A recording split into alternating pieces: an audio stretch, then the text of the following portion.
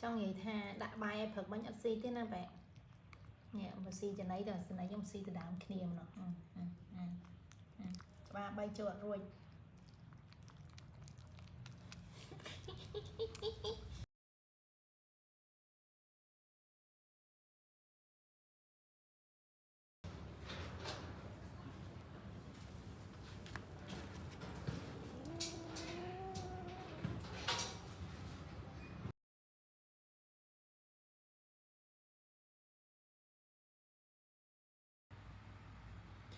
lại dạo đây trầm trọt đây chỉ một đây chẳng khơi nha bây giờ nó là cây chẳng tới ở hai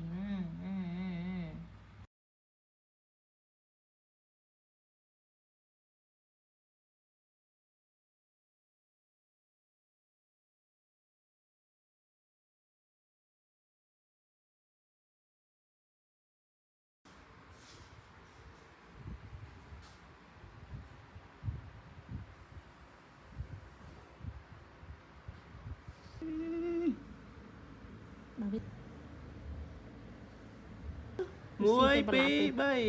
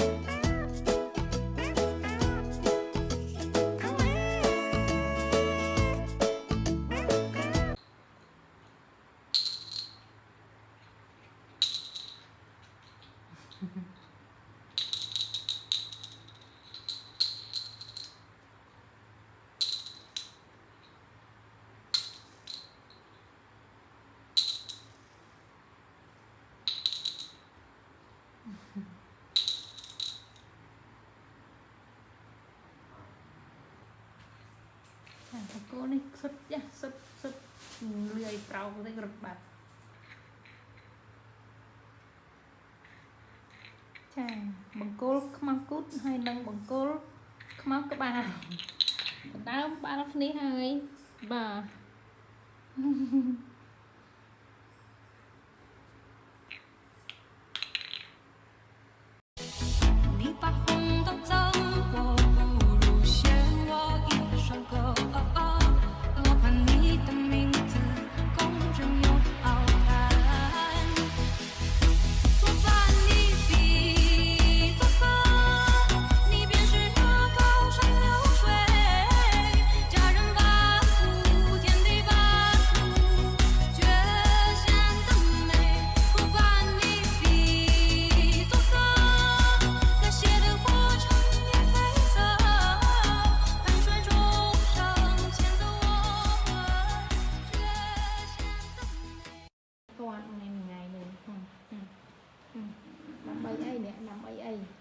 thôi chẳng làm bay anh nè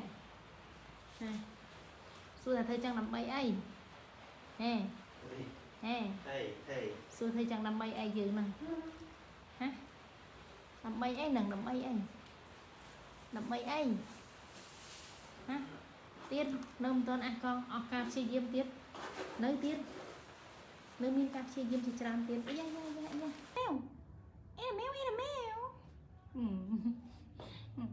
hay thấy hay miên rồi nè này là em trên kia nè khơi bàn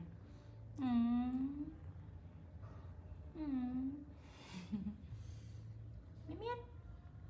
hay đến liếp